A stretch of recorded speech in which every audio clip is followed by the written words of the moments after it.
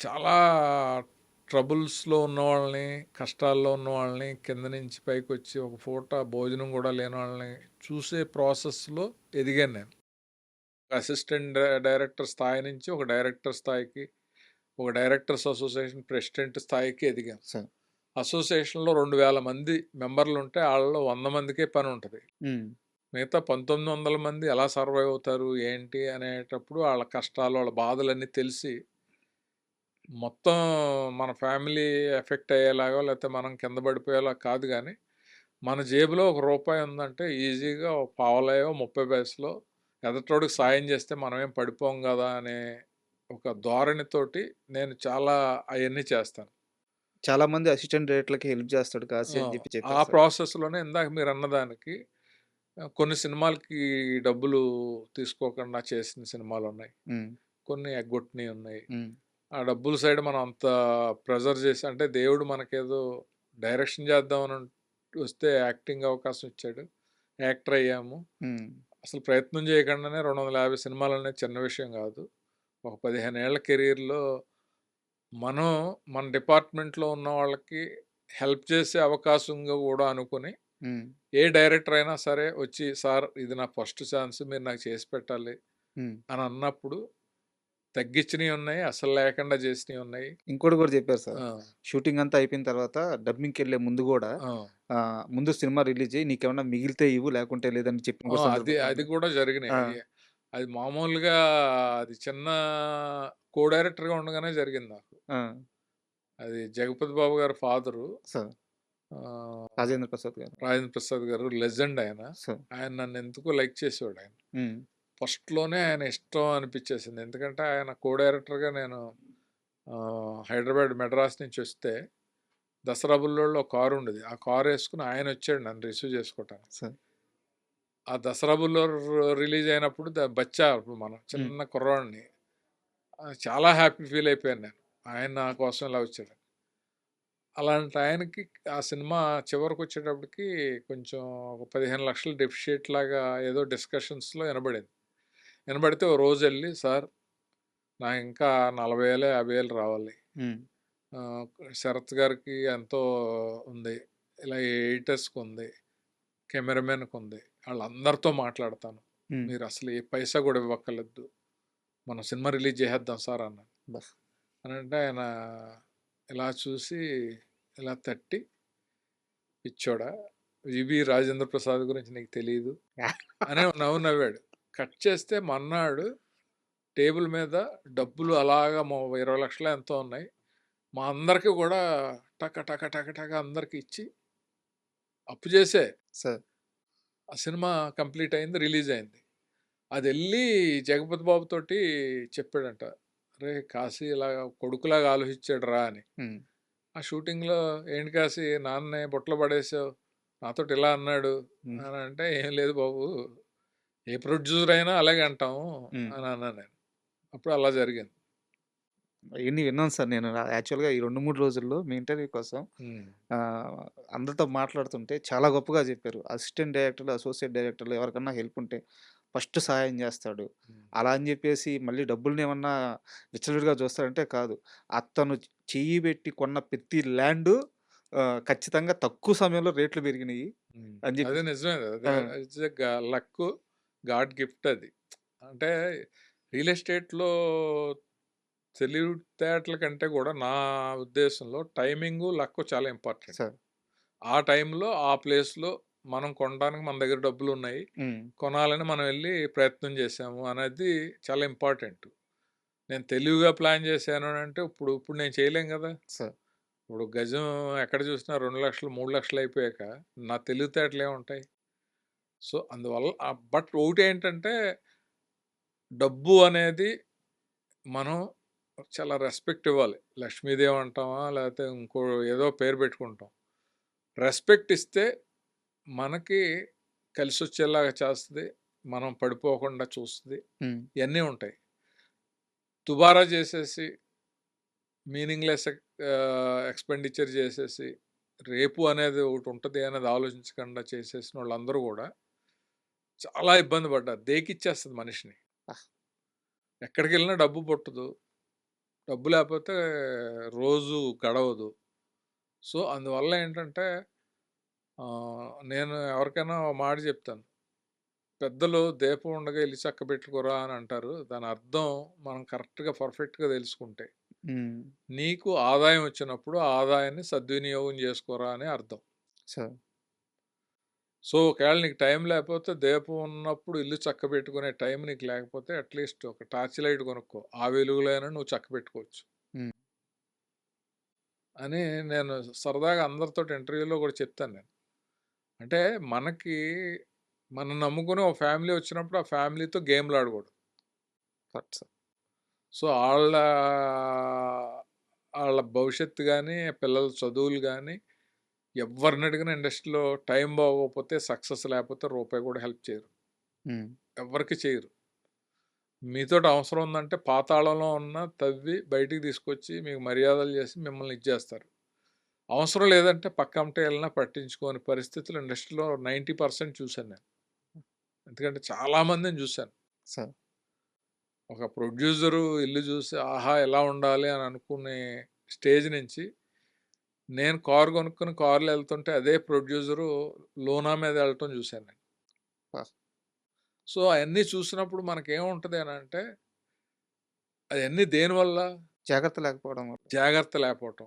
ముందు చూపు జాగ్రత్త. ముందు చూపు, జాగ్రత్త, తర్వాత రోజులన్నీ ఇలాగే ఉంటాయి. హ్మ్. ఉండవుగా. రోజు మన ఇంటికి కారొస్తే, రోజు మనం యాక్టర్‌లా ఉంటాం. రోజు మనకి క్యారవాన్ ఉంటది. రోజు ఫోను చేసి మేనేజరు చెక్కులు పంపిస్తాడు. అనేది ఎవడికి జరుగుతది? ప్రపంచంలో హీరోలకే జరగదు. అవును. హీరోలు పెద్ద పెద్ద హీరోలకే 5 ఏళ్ళు, 10 ఏళ్ళు గ్యాప్ వచ్చినోళ్ళున్నారు. ఉన్నారు. అవును.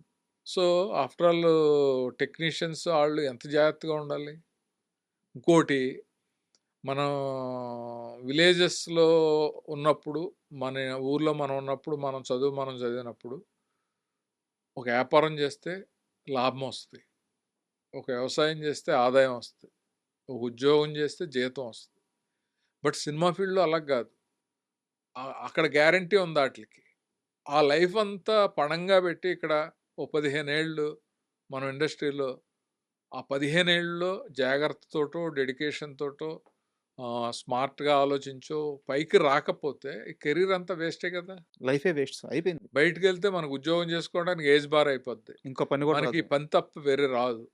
అలాంటప్పుడు ఎంత అట్‌లీస్ట్ ఫైనాన్షియల్ డిసిప్లిన్ అన్నా ఉంటే పోజేసుకున్న దాంతోటి ఎవరిని అడగకుండా దాంతో హ్యాపీగా బతకటానికి ఫ్యామిలీకి గాని, మనకు గాని ఉంటదే ఉపయోగం అనేది నా ఫీలింగ్. యాక్చువల్‌గా ఇది సార్ ఇంటర్వ్యూ. అంటే సినిమాలు మాకిష్టం. మీరు మాకిష్టం. అంటే మీరు మీన్స్ ఏందంటే ఆర్టిస్టులు గాని, డైరెక్టర్లు గాని మీరు మాకిష్టం. మీ సినిమాలు మాకిష్టం. సినిమాలంటే ప్రాణం. కాకపోతే ఇవి ఎంటర్‌టైన్‌మెంట్. ఇప్పుడు మీలాంటి పెద్దలొచ్చి ఇప్పుడు మీరు చెప్పారు చూడు డబ్బు గురించి ఒక మాట చెప్పారు చూడండి. అది ఇంటర్వ్యూ. అది కావాలి జనాలకి. ఎందుకంటే ఒక్కడు మారినా చాలు కదా సార్. అంతే కదా! సొసైటీలో ఇప్పుడు ఇంటర్‌వ్యూస్ చూసి హ్మ్, 'ఆర్తి అగర్వాల్, తరుణ్ మధ్యన ఏముంది? ఆళ్ళిద్దరూ లవ్ చేసుకున్నారన్నారు' అని ఎవరు చూస్తారు? ఎవరు పని పాట లేనోళ్ళు చూస్తారు. దేనికి? ఆటిల వల్ల ఉపయోగం తక్కువుంటది.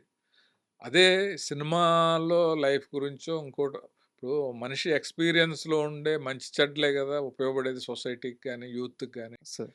ఆటిల్ని గ్రాస్ప్ చేసి అయి ప్రొజెక్ట్ చేసేలా ఇంటర్వ్యూలుంటే డెఫినిట్‌గా చూసినోళ్ళు గాని, మీకు మళ్ళీ ఫోన్‌లు చేసి భలే చేశారు ఇంటర్వ్యూ అని అనేలాగా ఉంటది. నాకు భలే చెప్పావు అనేలా ఉంటది. ఓ తృప్తుంటది. Correct sir. అండ్ ఒక చిన్న సరదా మూమెంట్ అడుగుతాను. అది నిజమో కాదో నాకు తెలీదు గానీ చెప్పారు. వెంకటేష్ గారు షాట్‌కెళ్ళే ముందు ఆయనకి మిర్రర్‌లో చూసుకుంటూ యాక్ట్ జేసుకోవడం అలవాటంట. అయితే చాలా తక్కువ మందిని మాత్రమే ఆ స్పేస్‌లోకి రానిస్తారంట. దాంట్లో అవును. కాశీ ఉంటారు. హ్మ్. కాశీ పక్కనుంటే వెంకటేష్ చాలా కంఫర్ట్‌గా ఉంటారు అని జెప్పి చెప్పారు. ఆయన ఆ ప్రిపరేషన్ ఎలా ఉంటది సార్ వెంకటేష్ గారిది షాట్‌కెళ్ళే ముందు? అంటే అది జనరల్‌గా భుజం మీద చేయేసి హ్మ్. ఆయనైనా బాలకృష్ణ గారైనా సరే బాగా క్లోజు. హ్మ్. సీను చెప్పమన్నప్పుడు, "ఆ! చెప్పమ్మా సీను" అని చెప్పి నేను చెప్తూ ఉంటే ఆళ్ళని హ్మ్. మళ్ళీ ఇంకోసారి మర్చిపోతే మళ్ళీ అందించి అలాగనేది జరుగుతా ఉంటది. అది ప్రతి సినిమాకి, ప్రతి అసోసియేట్ తోటి హీరోలకి అవసరం గాబట్టి బాగా కంఫర్ట్ ఉన్నవాళ్ళని తీసుకెళ్తారు. హ్మ్. 'వెంకటేష్' గారు 'కలిసున్నవరాల్లో' ఫోటోస్ అన్నీ తీసుకెళ్తా ఉంటే కిందడిపోతాయి. హ్మ్. అయి చూస్తూ ఉంటే పిన్ని, అత్తాళ్ళ మూమెంట్స్ అన్నీ ఉంటాయి. ఆ సీన్ చాలా బావుంటది. "ఏంటి ఇన్ని ఫోటోలు తీసావా నువ్వు? భలే తీసావే" అని అడిగితే, "అవును. రేపు మేము మా ఊరు వెళ్ళిపోతాం గదా! మళ్ళీ తాతయ్య ఆళ్ళు పిలిస్తేనే గదా మేము అవును. ఇక్కడికొచ్చేది. ఆడికెళ్ళిన తర్వాత నేను ఉద్యోగానికెళ్తే, పిన్ని నేను ఇలా ఉద్యోగానికెళ్తాను విష్ చేయని ఆ ఫోటోకి దండం పెట్టుకోవచ్చు. మామయ్య ఇలా" ఇలా ఆ సీను ఎక్స్ట్రార్డినరీ సీన్.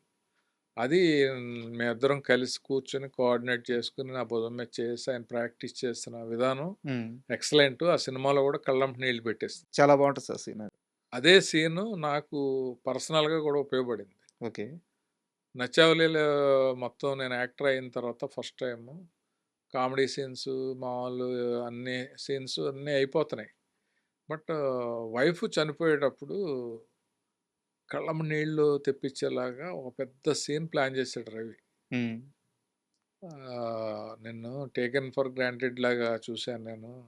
తలనొప్పి, తలనొప్పి అంటే నేను పట్టించుకోలేదు. ఒక అమృతాంజనం సీసా కూడా తీసుకురాలేదు. కానీ క్యాన్సర్ వచ్చి నువ్వు చనిపోతున్నావు. ఇప్పుడు నేను ఎలాగా నా కొడుకుని ఎలా అనే గుర్తుంది సార్ సీన్. సిట్యుయేషన్‌లో అవును. ఆ సీన్ చేసేటప్పుడు నాకు ఎలాగ యాక్టర్ కాదు నేను. డైరెక్టర్‌ని మనోడు యాక్టర్ చేసాడు నమ్మకంతోటి. ఇప్పటి వరకు ఫన్నీ సీన్స్ అన్నీ బానే వచ్చినాయి. ఈ సీన్ ఎలాగా అనుకుంటే ఓ రోజు ప్లాన్ చేశాడు. ఆ రోజు "వద్దు రవి రేపు పెట్టొచ్చు కదా" అనంటే, "లేదు లేదు నువ్వు చేసేస్తావు, నువ్వు చేసేస్తావు" అన్నాడు. హ్మ్. నేను పక్కకెళ్ళి సీన్ ప్రాక్టీస్ చేయకుండా దేవుళ్ళందరికి దండం పెట్టుకొని, ఈరోజు ఎలాగైనా క్యాన్సిల్ అయితే బావుండని చెప్పి అనుకున్నాను. షూటు. నేను అనుకోవటం దేవుడు చేసాడో, ఆవిడ చేసాడో, అది ఒక ట్యూబ్ లైట్ల మీద ప్యాన్ చేసి, ఆ కారిడార్‌లో టేబుల్ అక్కడ బెంచ్ ఉంటే దాని మీద కూర్చొని ఉంటాను. పక్కన తనీష్ ఉంటాడు. ఆ ట్యూబ్ లైట్లు వరుసగా మూడో ఎన్నో పేలిపోయినాయి. హ్మ్. పేలిపోతే ఎక్కడో రామోజీ ఫిల్మ్ సిటీ అమీర్పేట వెళ్ళి రావాలి టైం లేదా. సరే అయితే ప్యాకప్ రేపు చేసుకుందాం అన్నాడు. అప్పుడు నేను రూమ్కి వెళ్ళిపోయి మీకు గ్యాప్ దొరికింది. గ్యాప్ దొరికింది. నేను తారాలోనో రూమ్ వేయమని నేను ఇప్పుడు సిటీ రాను ఇక్కడే ఉంటానని చెప్పి ఆ రోజు 1 గంట వరకు ఈ సీన్ ఎలా చేయాలి ఎలా చేయాలని చెప్పి అప్పుడు నాకు వెంకటేష్ బాబు తను ప్రాక్టీస్ చేసిన విధానం నా భుజం మీద చేసి నాకు చెప్పటం ఆ చెప్పేటప్పుడే కళ్ళం నీళ్ళు రావటం అది కరెక్ట్ ఎమోషను దాన్ని పట్టుకుని చేద్దామని చెప్పి హ్మ్. ప్రిపేర్ అయిపోయి మర్నాడు షూటింగ్కి వెళ్ళి టేక్ 1లో ఓకే చేసి ఆ మానిటర్ దగ్గర చూసేవాళ్ళు అందరు కళ్ళం నీళ్ళు వచ్చి ఆ రవిబాబు కూడా చంపేసావు కాసి అదరగొడేసావు నువ్వు మామూలుగా అని అనేసి వెళ్ళిపోయాడు. సో ఆ రేంజ్లో నాకు అది ఉపయోగపడింది. ఆ సినిమా చూసాక కూడా నచ్చావులేలో నవ్విచ్చాడు, ఏడిపించాడు, అన్ని ఎమోషన్స్ పండించాడు అనే పేరు రావటానికి కూడా కారణం. Correct sir.